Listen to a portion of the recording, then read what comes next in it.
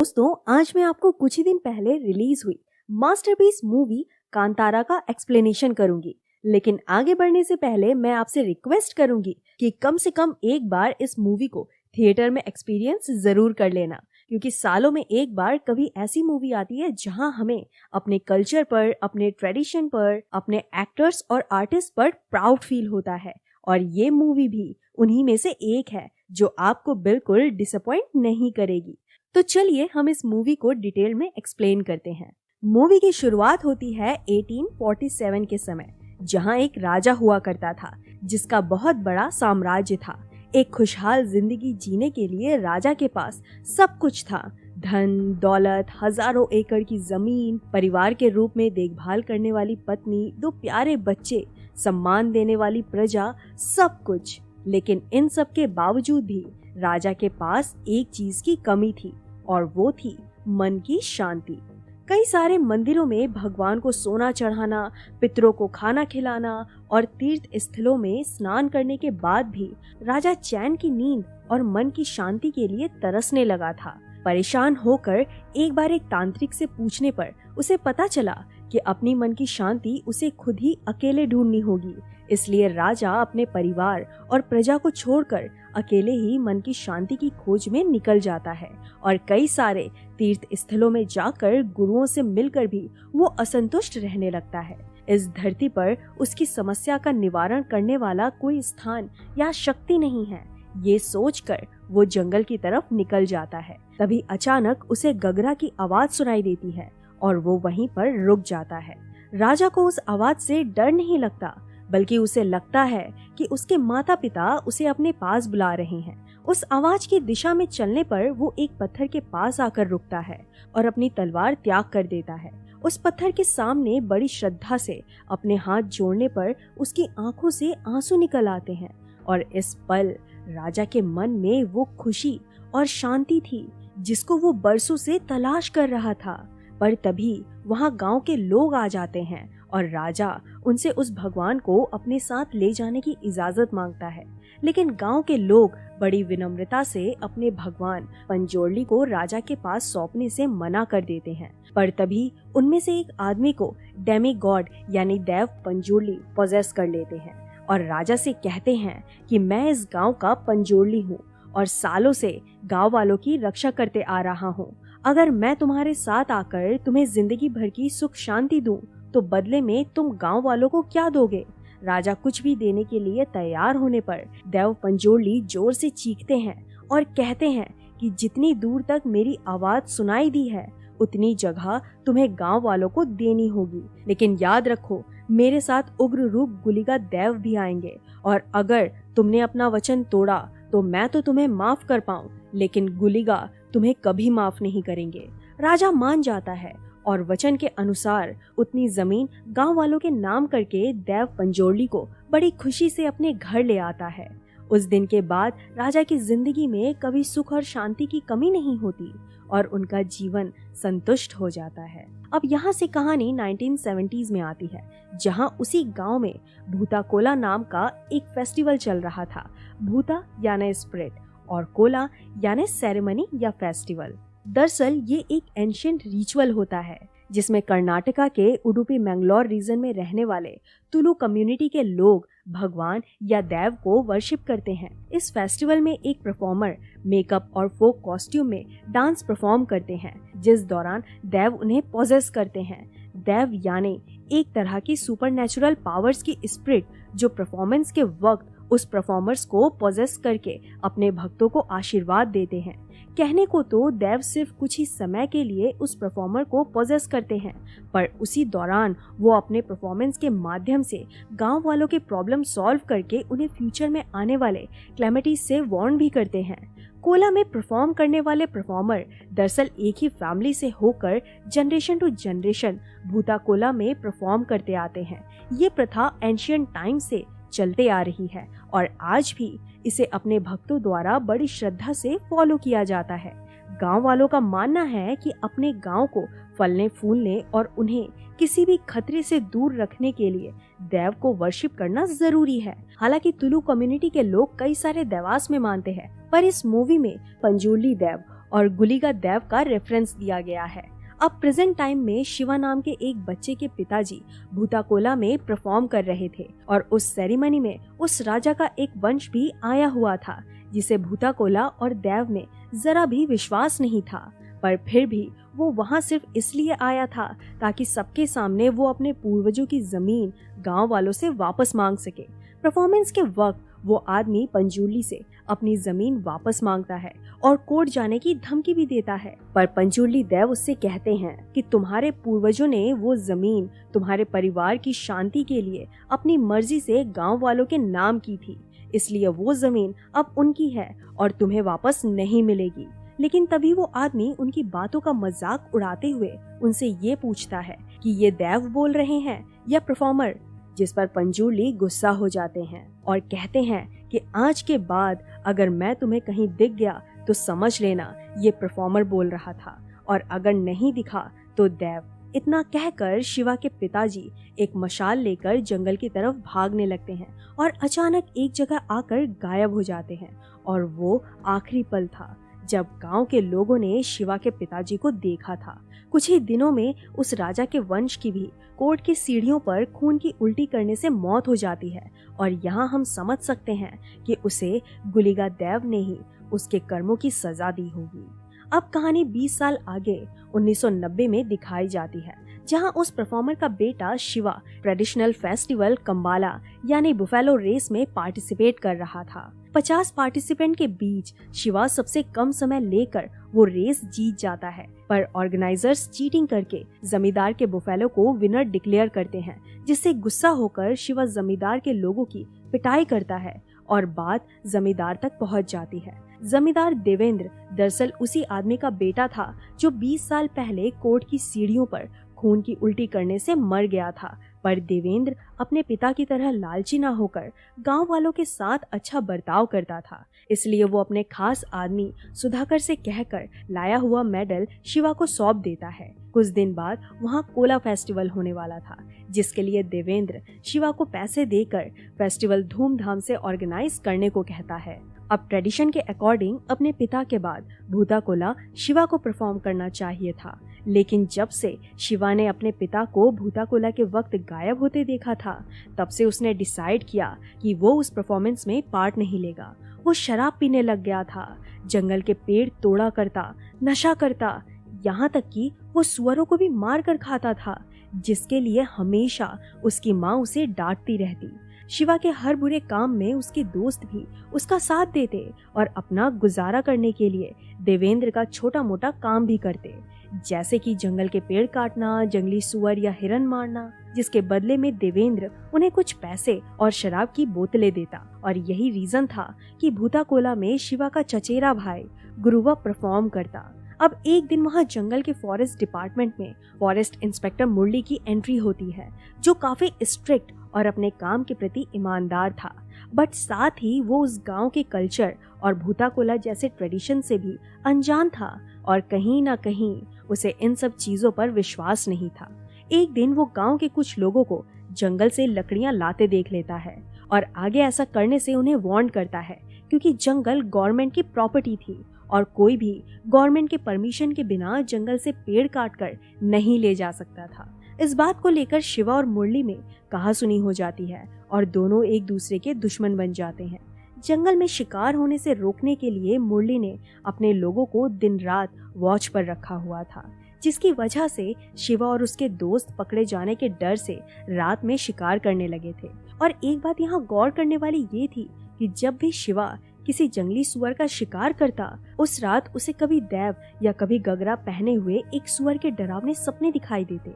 अब गांव में कोला फेस्टिवल शुरू हो चुका था और वहां बड़ी जोर शोर से पटाखे फोड़े जा रहे थे, पर तब भी मुरली वहां आकर उन्हें पटाखे फोड़ने से मना करता है, क्योंकि उससे जंगल के जानवरों को तकलीफ होती थी। यहाँ हम समझ सकते हैं कि मुरली को भले ही गांव के ट्रेडिशन से प्रॉब्लम थी, पर एट द एंड वो जंगल और जंगल के जानवरों को शिकारियों से प्रोटेक्ट करना चाहता था। लेकिन शिवा उसकी बात सुनने से मना करता है और दोनों में झगड़ा होने लगता है। फिर किसी तरह देवेंद्र और गांव के लोग बात को बढ़ने से रोक देते हैं और मुरली को वहां से भेज देते हैं। शिवा लीला नाम की लड़की से प्यार करता था, जो अभी अभी फॉरेस्ट ऑफिसर की ट्रेनिंग कंप्लीट करके गांव वापस लौटी थी। शिवा देवेंद्र की मदद से उसे फॉरेस्ट डिपार्टमेंट में नौकरी लगवा देता है और इम्प्रेस होकर लीला भी शिवा से प्यार करने लगती है। अब नौकरी के पहले ही दिन मुरली लीला, गवर्नमेंट ऑफिसर्स और अपने सभी लोगों को लेकर गांव में सर्वे करने आता है, क्योंकि गवर्नमेंट उस जंगल को रिजर्व फॉरेस्ट में कन्वर्ट करना चाहती थी। गांव वालों को कई दिन पहले ही नोटिस भेजने के बाद भी उन्होंने वो जगह खाली नहीं की थी, इसलिए मुरली वहां गवर्नमेंट ऑफिसर से मेजरमेंट लेकर सुधाकर के लाए हुए वर्कर से खुदाई करवाता है। गांव वाले मुरली और उसके लोगों को रोकने की कोशिश करते हैं और तभी सुधाकर का एक वर्कर शिवा की मां पर हाथ भी उठाता है। ये देख शिवा और सभी वर्कर के बीच लड़ाई होने लगती है, पर मुरली गन पॉइंट पर शिवा को बांध देता है, जिसके बाद मुरली के कहने पर सारे वर्कर्स उस जगह की सर्वे करते हैं और एनक्रोच्ड जगह को खोद देते हैं। गांव वालों के साथ साथ शिवा भी लीला को दोष देने लगा था, क्योंकि लीला ने उसका साथ ना देते हुए फॉरेस्ट डिपार्टमेंट का साथ दिया था। पर ये कोई नहीं समझ पाता कि लीला ने बस अपनी नौकरी बचाने की मजबूरी में अपने सीनियर के ऑर्डर्स फॉलो किए थे। आगे देवेंद्र एक लॉयर हायर करता है ताकि वो गांव वालों की जमीन बचाने के लिए जमीन के डॉक्यूमेंट सही तरीके से बना सके। पर तभी गांव वालों में से एक एक्साइट होकर देवेंद्र का घर देखने के लिए घर के अंदर पैर रख देता है, जिसे देखकर देवेंद्र का एक आदमी उसे पीटते हुए घर से बाहर निकाल देता है। दरअसल देवेंद्र के गांव वालों के साथ अच्छे संबंध होने के बाद भी वहां अभी तक अपर कास्ट और लोअर कास्ट का सिस्टम था, जिससे ना गांव के लोगों को जमींदार के घर में आने की इजाजत थी और ना ही जमींदार गांव वालों के घर में जाता था। अब शिवा और उसके दोस्त जानबूझकर ज्यादा शिकार और पेड़ काटने लगते हैं ताकि मुरली को अपने सर्विस में नाकामयाब बताकर उसका ट्रांसफर करा सके। इस बीच एक रात सुधाकर शिवा और उसके दोस्तों को पेड़ काटते देख लेता है और जाकर मुरली को उसकी खबर देता है। पर जैसे ही मुरली उस जगह पहुंचता है, वो पेड़ गलती से उसकी जीप पर गिर जाता है, जिससे सभी लोग बुरी तरह से घायल हो जाते हैं। फिर देवेंद्र शिवा और उसके दोस्तों को कुछ दिनों के लिए जंगल में कहीं छुपने को कहता है, क्योंकि फॉरेस्ट ऑफिसर पर अटैक करने के लिए पुलिस उन्हें अरेस्ट करने आ सकती थी। लेकिन इसके बावजूद वो लोग एक दिन अपनी अपनी फैमिली से मिलने चले जाते हैं और पुलिस के हाथों पकड़े जाते हैं, जिसके बाद कुछ दिनों के लिए उन्हें जेल भेज दिया जाता है और उनकी बेल भी रिजेक्ट की जाती है। अब एक दिन अचानक रात को गुरवा नींद से जागता है और देवेंद्र को कॉल करके कहता है कि अब सब उसे ही ठीक करना होगा। फिर अगले दिन देवेंद्र गुरवा को अपनी जीप में लिफ्ट देते हुए अपनी जमीन दिखाता है और गुरवा को उसमें से 5 एकड़ जमीन देने का ऑफर करता है। पर बदले में वो गुरवा से कहता है कि कोला के वक्त तुम गांव वालों से ये कह दो कि गांव की जमीन जमींदार को वापस कर दी जाए। गुरवा कहता है, ये सब मैं कैसे कह सकता हूँ, तब तो दैव पंजोरली मेरे शरीर में होते हैं। लेकिन देवेंद्र कहते हैं कि दैव पंजोरली तो कुछ ही समय के लिए तुम्हारे शरीर में होते हैं, तो लोगों को कैसे पता चलेगा कि ये पंजोरली नहीं गुरवा बोल रहा है। अब यहाँ पर समझ आता है कि देवेंद्र भी अपने पिता की तरह ही लालची था और वो सिर्फ अब तक गांव वालों का विश्वास जीतने के लिए रुका था। पर गुरवा के साफ मना करने पर देवेंद्र उसे मार देता है और रात में उसकी बॉडी देव के घर के सामने फेंक देता है। उसी रात सपने में शिवा को पंजोरली देव रोते हुए दिखाई देते हैं और वो इसलिए रो रहे थे क्योंकि कोला करने वाला उनका भक्त गुरवा मर चुका था। अगले दिन देवेंद्र गुरवा को श्रद्धांजलि अर्पण करने के लिए गुरवा के घर में चला जाता है, जिसे देखकर सभी लोग शॉक हो जाते हैं। देवेंद्र गुरवा की मौत के लिए फॉरेस्ट ऑफिसर को जिम्मेदार ठहराता है और गांव के लोगों को उनके खिलाफ भड़काने लगता है। वहां इंस्पेक्टर मुरली को गवर्नमेंट ऑफिस से पता चलता है कि देवेंद्र ने गांव वालों को बेवकूफ बनाकर धोखे से उनकी सारी जमीन अपने नाम कर ली थी। मुरली गांव वालों को इंसाफ दिलाना चाहता था, पर तभी उसका एक आदमी देवेंद्र को ये बात बता देता है। अब शिवा और मुरली दोनों उसके खिलाफ हो सकते थे, इसलिए देवेंद्र शिवा के हाथों मुरली को मरवाने का प्लान बनाता है, जिसके बाद गांव के लोग एक लॉयर की हेल्प से शिवा और उसके दोस्त को छुड़ा लेते हैं। अब देवेंद्र शिवा को शराब पिलाकर उससे ये कहता है कि गुरवा को इंस्पेक्टर मुरली ने मारा है क्योंकि उसे पहले से हमारे लोगों का कोला करना पसंद नहीं था और वो तुमसे बदला भी लेना चाहता था। शिवा गुस्सा होकर मुरली को मारने के लिए जाने लगता है और देवेंद्र के लोग उसका पीछा करने लगते हैं ताकि जैसे ही शिवा मुरली को मार देगा उसी वक्त वो लोग शिवा को भी मार देंगे। लेकिन बीच में शिवा माधव की दुकान में अपनी तलवार धार करने के लिए रुकता है और तभी माधव उसे बताता है कि उसने उस दिन गुरवा को देवेंद्र की जीप में कहीं जाते हुए देखा था और जब देवेंद्र वापस लौटा तब वो अकेला था और फिर उसी रात एक जीप गुरवा की लाश देव के घर के सामने फेंककर चली गई। माधव की ये बात देवेंद्र के लोग भी सुन लेते हैं और तलवारें चाकू लेकर शिवा पर अटैक करते हैं, पर शिवा नशे में होने के बावजूद भी उन सभी को हैंडल कर लेता है और देवेंद्र से मिलने उसके घर चला जाता है। वहाँ वो देवेंद्र के घर में जाकर उसके डाइनिंग टेबल पर बैठकर खाना खाता है और उसे वार्न करता है। अब वापस अपने गांव लौटते वक्त रास्ते में उसे देव मशाल लिए दिखाई देते हैं और वो घबराकर बाइक से नीचे गिर जाता है। उसके बाद उसे वहाँ गगरा की आवाज सुनाई देती है और देखता है कि एक जंगली सुअर गगरा पहने हुए उसके सामने खड़ा था और ये कोई मामूली जंगली सुअर नहीं बल्कि देव पंजोली की डिवाइन स्पिरिट थी। शिवा मशाल लेकर उसके पीछे जाने लगता है और उसी जगह आ पहुंचता है जहां से उसके पिताजी गायब हुए थे। तभी उसे देव की आवाज सुनाई देती है जो उसे सभी बुरे कामों को छोड़कर उनकी सेवा करने को कहते हैं। वहाँ गांव में इंस्पेक्टर मुरली सभी लोगों को बताता है कि देवेंद्र ने उनकी सारी जमीन अपने नाम कर ली है, इसलिए अब उनके पास एक ही रास्ता है कि जब भी गवर्नमेंट इस जंगल को रिजर्व फॉरेस्ट डिक्लेयर कर देगी तब गांव के लोग गवर्नमेंट से बात करके अपनी जमीन वापस मांग सकते हैं और सर्वे किए हुए डॉक्यूमेंट्स के अकॉर्डिंग जिसकी जितनी भी जमीन थी उन्हें वापस मिल जाएगी। अब शिवा गांव लौटकर सबको बताता है कि देवेंद्र ने सिर्फ उनकी जमीन ही नहीं बल्कि गुरवा को भी मारा है, जिसके बाद शिवा इंस्पेक्टर मुरली से माफी मांगकर पिछली बातें भूल जाने को कहता है। पर तब तक वहाँ देवेंद्र काफी सारे गुंडे लेकर गांव वालों पर अटैक कर देता है। अपनी जान बचाने के लिए गांव वाले भी उन पर अटैक कर देते हैं, जिसमें मुरली और बाकी फॉरेस्ट ऑफिसर्स भी उनका साथ देते हैं। उनकी लड़ाई में दोनों ग्रुप के कई लोग मारे जाते हैं, जिसे देवेंद्र एक जगह बैठकर एंजॉय कर रहा होता है। इनफैक्ट वो भी लोगों को गन से शूट करके मार रहा था। पर बात ज्यादा तब बिगड़ जाती है जब देवेंद्र एक छोटी बच्ची और शिवा के दोस्त बुल्ला को शूट करके मार देता है। एक बच्ची को मारते देख सुधाकर, जो अब तक देवेंद्र की गुलामी करता था, वो उसके ही लोगों को मारने लगता है, लेकिन अपने खिलाफ जाने के लिए देवेंद्र उसे भी मार देता है। बुल्ला को मरते देख शिवा गुस्से में देवेंद्र को मारने के लिए उसकी तरफ भागता है, पर तभी देवेंद्र का एक आदमी शिवा को बहुत बुरी तरह मारने लगता है, जिसका शिवा के पास कोई जवाब नहीं होता। उसके बाद वो उसका गला पकड़कर उसे हवा में लटका देता है, जिससे शिवा की मौत हो जाती है। शिवा के मरने से देवेंद्र अपने काम में कामयाब हो चुका था, इसलिए वो गांव वालों के सामने कोला ट्रेडिशन की इंसल्ट करता है और देव को भी झूठा बताता है। पर तभी देव शिवा के पास आकर चिल्लाते हुए उससे कुछ कहते हैं, जिससे शिवा बहुत एग्रेसिवली अपने घुटनों पर खड़ा हो जाता है। लेकिन अब वो शिवा नहीं बल्कि उसके शरीर में प्रवेश हुए देव गुलिगा थे, जिसे सभी गांव वाले हाथ जोड़कर प्रणाम करने लगते हैं। उसके बाद गुलिगा देव एक एक करके बहुत एग्रेसिवली देवेंद्र के सभी लोगों को मार देते हैं और देवेंद्र से कहते हैं कि ये जमीन गांव वालों की है और उसे उनसे कोई नहीं छीन सकता। इतना कहकर गुलिगा देव देवेंद्र को भी मार देते हैं।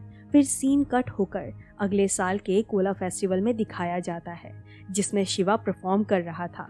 परफॉर्मेंस के समय देव पंजोली इंस्पेक्टर मुरली को गांव के लोगों का साथ देने के लिए आशीर्वाद देते हैं और इस गांव को और यहाँ के लोगों को प्रोटेक्ट करने की जिम्मेदारी भी उसे ही सौंपते हैं। शिवा की माँ फाइनली शिवा को कोला परफॉर्म करते देख सेटिस्फाइड दिखाई देती हैं और वहाँ लीला को भी शिवा के बच्चे से प्रेग्नेंट दिखाया जाता है, जिसके बाद शिवा अपने पिता की तरह ही मशाल लेकर जंगल की तरफ भागता है और उसी सर्किल में जाकर रुकता है जहां उसके पिता गायब हुए थे।